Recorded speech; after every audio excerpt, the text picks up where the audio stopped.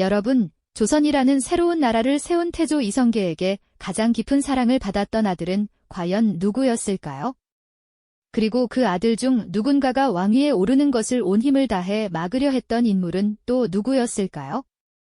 이 질문들은 어쩌면 우리 역사에 지울 수 없는 핏자국을 남긴 비극적인 왕위 쟁탈전의 서막을 알리는 불길한 신호였을지도 모릅니다.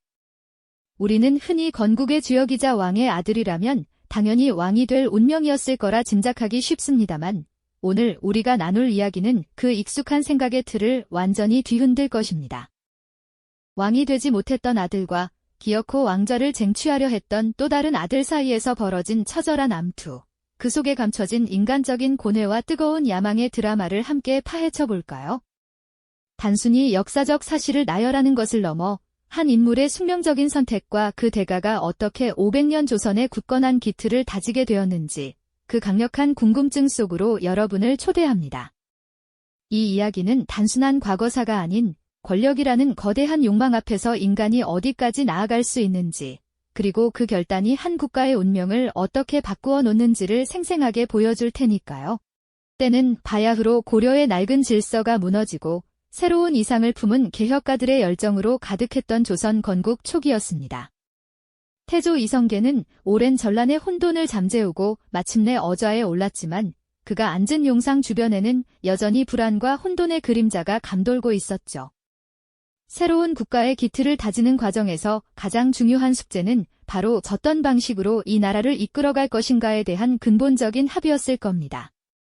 당시 조선의 조정은 크게 두 가지의 거대한 정치적 구상으로 나뉘어 팽팽하게 대립하고 있었습니다. 한쪽에는 정도전이라는 걸출한 재상이 있었습니다.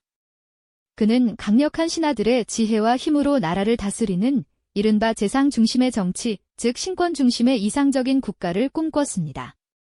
정도전은 왕이 모든 것을 독단적으로 결정하기보다는 현명하고 유능한 신하들이 국정을 이끌어가야만 백성을 위한 올바른 정치를 펼칠 수 있다고 굳게 믿었죠.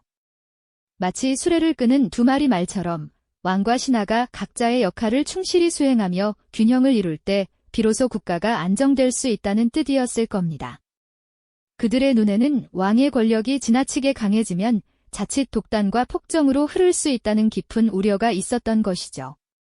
하지만 다른 한편에서는 태조 이성계의 다섯째 아들이었던 이방원으로 대표되는 강력한 왕권에 대한 열망이 뜨겁게 타오르고 있었습니다. 그는 왕이 직접 국가의 모든 권력을 장악하고 강력한 리더십으로 혼란을 잠재워야만 진정한 안정과 번영을 이룰 수 있다고 생각했습니다. 자신이야말로 아버지의 위대한 위협을 이어받아 새로운 조선을 굳건히 세울 적임자라고 믿어 의심치 않았을 겁니다.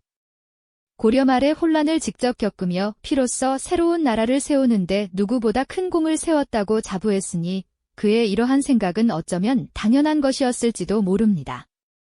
이렇게 왕권과 신권이라는 두 개의 거대한 축은 조선 건국 초기부터 겉으로는 드러나지 않는 팽팽한 긴장감 속에 놓이게 됩니다. 아직은 평화로워 보였지만 이 미묘한 균열은 언젠가 터질 화산처럼 불안한 기운을 들이우고 있었던 거죠. 이방원의 마음속에는 아버지 이성계와 스승 정도전의 정치 구상에 대한 깊은 불만이 자리 잡았고 자신이 마땅히 차지해야 할 자리에 대한 야망이 조금씩, 그러나 분명하게 싹트기 시작했습니다. 그의 바람과는 달리 태조 이성계는 뜻밖의 결정을 내립니다. 바로 이방원의 어린 이복 동생인 이방석을 왕세자로 책봉한 것이죠. 어좌에 앉은 태조 이성계는 수많은 개국 공신들의 축하를 받으며 어린 이방석에게 왕세자의 면류관을 씌워주었습니다. 그들의 얼굴에는 새로운 시대에 대한 기대감과 희망이 가득했죠. 하지만 그 모든 환희를 지켜보는 이방원의 얼굴은 마치 굳게 얼어붙은 호수처럼 차갑고 그 속에는 폭풍이 몰아치기 직전에 어둡고 불길한 기운이 감돌고 있었습니다. 자신의 공로가 제대로 인정받지 못하고 심지어 어린 이복 동생이 후계자로 지명되는 모습을 보며 그의 마음속에는 깊은 좌절감과 함께 거대한 야망의 불길이 더욱 거세게 타오르기 시작했을 겁니다. 이제 막 시작된 조선의 역사는 이처럼 왕권과 신권의 대립, 그리고 아들과 아버지, 스승과 제자 사이의 엇갈린 운명 속에서 예측할 수 없는 방향으로 흘러가기 시작하는 것이죠. 이방원의 마음속에서 들끓던 불만과 야망은 이제 거대한 폭풍우를 예고하는 먹구름처럼 조선의 전국을 뒤덮기 시작했습니다. 그 중심에는 바로 정도전이 있었죠. 그는 신권 중심의 이상적인 나라를 꿈꿨고 강력한 왕권이 아닌 재상이 국정을 주도하는 체제를 확립하려 했습니다. 이러한 비전을 이루기 위해 정도전은 왕실의 사병, 이 국가의 안정을 해치고 왕권을 위협할 수 있는 잠재적 위험 요소라고 보았습니다. 그래서 그는 강력하게 사병혁파를 주장하며 모든 군사력을 국가가 직접 통제하는 중앙집권적 군사체제를 확립하려 했습니다. 그의 입장에서는 조선이라는 새로운 나라의 기틀을 굳건히 다지는 필수적인 과정이었을 겁니다. 마치 흩어진 물방울들을 한데 모아 거대한 강물을 이루듯 강력한 국방력을 한 곳으로 집중시켜야 한다고 생각했으니까요. 정도전은 직접 병사들을 이끌고 훈련을 지휘하며 새로운 군사제도에 대한 확고한 의지를 보여주었습니다. 그의 눈빛에는 흔들림 없는 신념이 담겨 있었고 병사들은 그의 지휘 아래 일사불란하게 움직이며 새로운 시대의 군대가 탄생하는 듯한 분위기를 연출했죠. 하지만 이방원의 시선은 전혀 달랐습니다. 그에게 사병은 단순한 개인 군대가 아니라 자신이 가진 힘의 원천이자 급변하는 정세 속에서 생존을 위한 마지막 보루였습니다. 정도전의 사병혁파는 이방원에게는 자신의 손발을 묶고 나아가 그의 목숨까지 위협하는 행위로 비쳤을 겁니다. 마치 맹수의 발톱을 뽑아 무력화하려는 시도와 같았다고 할까요? 이방원은 더 이상 물러설 곳이 없다는 절박한 심정으로 이제는 모든 것을 걸어야 할 때라고 판단했습니다. 밤이 깊어질수록 그의 고뇌는 더욱 깊어졌고 결국 비극적인 결단을 내립니다. 이대로는 자신뿐만 아니라 함께 뜻을 모았던 동지들까지 위험에 빠질 것이라고 생각했으니까요. 그는 그림자처럼 은밀히 신복들을 불러 모아 거사를 모의하기 시작했습니다. 어둡고 비밀스러운 공간에서 그들은 생사의 기로에 선 듯 비장하고 결연한 표정으로 서로의 눈을 마주 보았을 겁니다. 이방원은 왕세자로 책봉된 어린 이복동생 이방석과 그의 배후에 있는 정도전의 세력이 결코 왕위를 이어받을 수 없는 사불가론을 내세우며 자신의 행동에 대한 명분과 정당성을 찾으려 했습니다. 지금의 상황은 도저히 용납될 수 없는 불가능한 일이라는 뜻이었죠.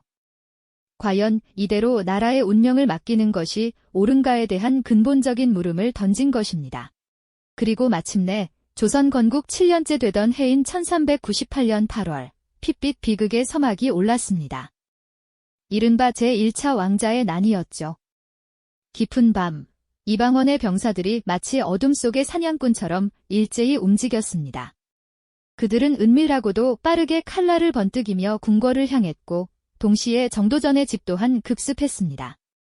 평화롭던 도성에는 순식간에 칼과 칼이 부딪히는 굉음과 사람들의 비명소리, 그리고 불길한 그림자들이 어지럽게 뒤엉키며 아비규환의 아수라장이 펼쳐졌습니다.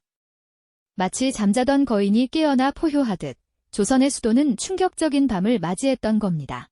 정도전은 미처 피할 새도 없이 이방원 세력의 칼날에 쓰러지고 말았습니다. 조선의 기틀을 설계했던 위대한 재상, 정도전의 피가 차가운 땅을 붉게 물들였죠.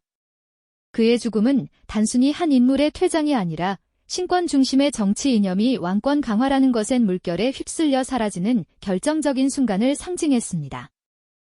이방원의 칼날은 여기서 멈추지 않았습니다.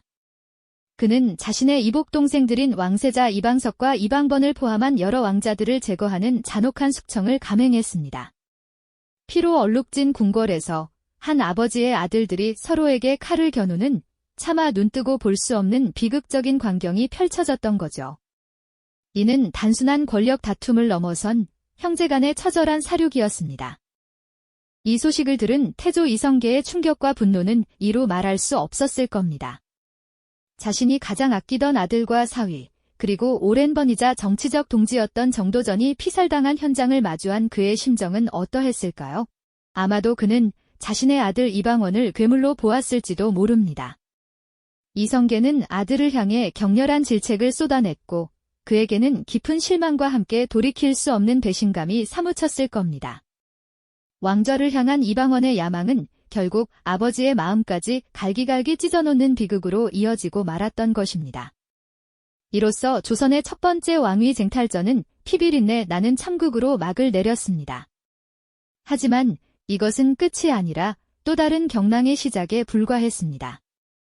피비린내 나는 참극으로 조선의 첫 번째 왕위 쟁탈전은 막을 내렸습니다만 이것은 결코 끝이 아니었죠.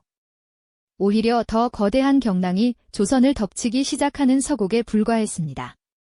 아들이 아버지를, 형제가 형제를 베는 참혹한 광경을 목격한 태조 이성계의 충격과 분노는 상상 이상이었을 겁니다. 그는 왕위에 대한 미련을 완전히 거두고 즉시 왕좌에서 물러나 버리죠. 그리고 그 자리는 이방원의 든든한 지원 아래 그의 형인 이방과, 즉 정종에게 돌아가게 됩니다. 정종은 어좌에 올랐지만 그의 얼굴에는 기쁨보다는 깊은 불안감이 드리워져 있었습니다.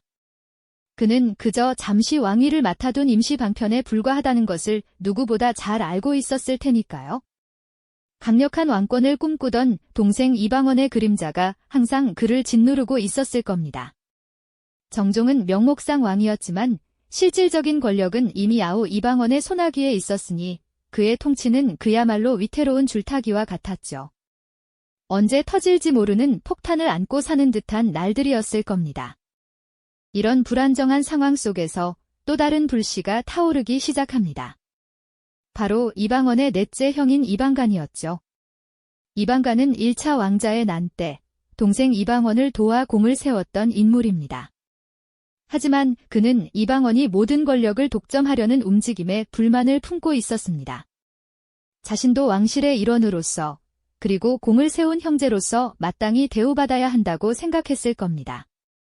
어쩌면 이방간은 이방원이 왕세자에 오르는 것을 막고 자신이 그 자리를 차지하려는 야심을 품었을지도 모릅니다. 결국 1400년 1월 개경에서 두 형제 간에 피할 수 없는 충돌이 벌어지고 맙니다. 바로 뒤차 왕자의 난이라고 불리는 사건이죠. 이방간은 박포라는 인물의 부추김을 받아 이방원의 사병 혁파에 반대하며 군사를 일으킵니다. 그는 이방원이 자신을 제거하려 한다는 명분을 내세웠지만 사실 그 속에는 왕세자의 자리를 향한 욕망이 꿈틀거리고 있었을 겁니다. 이에 이방원도 자신의 운명을 건 마지막 결전을 준비하죠. 개경신의 한복판에서 형제들의 군대가 서로에게 칼을 겨누는 비극적인 광경이 펼쳐졌습니다. 이방간의 병사들과 이방원의 병사들은 서로를 향해 맹렬히 돌진했고 피와 함성이 뒤섞인 아수라장이 되고 말았습니다. 이 싸움은 단순히 권력을 다투는 것을 넘어 형제 간의 애증과 배신, 그리고 왕좌를 향한 처절한 갈망이 뒤엉킨 인간적인 비극이었죠. 하지만 이방원은 이미 1차 왕자의 난을 통해 단련된 냉철함과 뛰어난 지휘력을 발휘합니다. 그의 병사들은 굳건히 싸웠고 결국 이방간의 군대는 패퇴하고 맙니다. 이방간은 사로잡혔고 그의 추종자들은 대부분 처형되거나 유배를 떠나야 했습니다. 이로써 이방원은 자신에게 남은 마지막 정치적 위협마저 완전히 제거하게 됩니다. 그리고 마침내 정종은 이방원에게 왕위를 넘겨주겠다고 선언하죠. 더 이상 미룰 수도 거부할 수도 없는 상황이었을 겁니다. 1400년 2월 이방원은 조선의 왕세자로 책봉되며 명실상부한 왕위 계승자로서의 지위를 확고히 다지게 됩니다. 이제 그에게 남은 것은 오직 왕좌에 오르는 일뿐이었죠. 하지만 이 모든 과정은 아버지 이성계의 마음속에 돌이킬 수 없는 깊은 상처를 남겼습니다. 이성계는 아들 이방원의 잔혹한 행보를 도저히 용납할 수 없었죠.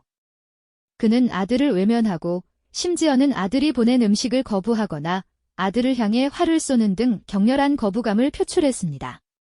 부자간의 정은 이미 산산조각 나버렸고 그들의 관계는 비극적인 대립으로 점철되어 버렸죠. 왕좌를 향한 이방원의 비장한 선택은 결국 아버지의 사랑과 가족의 평화를 송두리째 잃게 만드는 처절한 고독으로 이어지고 말았던 것입니다. 이방원은 승리했지만 그의 승리 뒤에는 지울 수 없는 피와 눈물의 그림자가 길게 드리워져 있었죠. 왕좌를 향한 이방원의 비장한 선택은 결국 아버지의 사랑과 가족의 평화를 송두리째 잃게 만드는 처절한 고독으로 이어지고 말았던 것입니다. 이방원은 승리했지만 그의 승리 뒤에는 지울 수 없는 피와 눈물의 그림자가 길게 드리워져 있었죠. 그리고 마침내 그 그림자를 딛고 이방원은 조선의 세 번째 왕위에 오르게 됩니다. 그의 이름은 이제 태종으로 역사에 기록되죠. 태종 이방원은 왕위에 오르자마자 흔들리던 조선의 근간을 단단히 다지는 일에 온 힘을 쏟았습니다. 그는 사병을 혁파하여 개인의 무력을 완전히 해체하고 모든 군사권을 국가에 귀속시켰습니다. 이는 곧 강력한 중앙집권 체제를 구축하고 왕권을 강화하는 핵심적인 조치였죠. 또한 의정부를 거치지 않고 왕이 직접 육조의 업무를 지휘하는 육조 직계제를 시행하며 신하들의 권력을 견제하고 왕실의 권위를 확고히 세웠습니다. 마치 거대한 건축물의 주춧돌을 놓듯 그의 이러한 정책들은 500년 조선 왕조의 굳건한 기틀을 마련하는 결정적인 전환점이 되었습니다. 그러나 왕좌를 얻기 위해 그가 치러야 했던 대가는 너무나 가혹했습니다. 피로 물든 왕자의 난을 통해 형제와 처남들을 숙청하고 심지어는 외척 세력까지 끊임없이 제거하며 권력을 다졌습니다. 왕위에 오른 후에도 끊이지 않았던 숙청의 그림자는 권력이라는 거대한 욕망의 속성을 여실히 보여주는 듯합니다. 어쩌면 그는 왕좌를 지키기 위해 그리고 자신이 꿈꾸던 강력한 왕권을 완성하기 위해 이러한 비정한 선택들을 할 수밖에 없었다고 생각했을지도 모르죠. 하지만 그 모든 정치적 성공 뒤에는 깊은 인간적인 고뇌와 상처가 자리하고 있었습니다. 아버지 이성계와의 관계는 끝내 회복되지 못했고 평생토록 그에게 깊은 응어리로 남았을 겁니다. 때로는 고독하게 어저에 앉아 지난 날을 회상하거나 멀리 떨어진 아버지의 거처를 바라보며 쓸쓸함을 느꼈을지도 모릅니다. 왕이 된다는 것은 어쩌면 이처럼 피할 수 없는 고독을 짊어지는 일과 같았을까요? 그의 승리는 곧 가족의 상실과 아버지의 외면이라는 비극적인 대가를 수반했던 것이죠. 이방원의 삶은 단순히 권력에 대한 맹목적인 욕망만을 보여주는 이야기는 아닐 겁니다. 그는 신권 중심의 정치를 꿈꾸던 스승정도전과 왕권 강화를 염원했던 자신 사이에서 그리고 가족 간의 애증과 국가의 미래를 건 거대한 운명의 갈림길에서 치열하게 고뇌했습니다. 피의 대가로 왕좌를 얻었지만 그가 이룩한 강력한 왕권은 조선 500년의 기틀이 되었다는 역사의 아이러니는 우리에게 많은 것을 생각하게 합니다. 오늘 우리가 살펴본 왕자의 난은 단순한 과거사가 아닙니다. 권력이라는 거대한 욕망 앞에서 인간이 어디까지 갈 수 있는지, 그리고 그 대가가 무엇인지를 보여주는 생생한 교훈이죠. 또한 한 리더의 비장한 결단이 한 국가의 운명을 어떻게 바꾸는지를 성찰하게 합니다.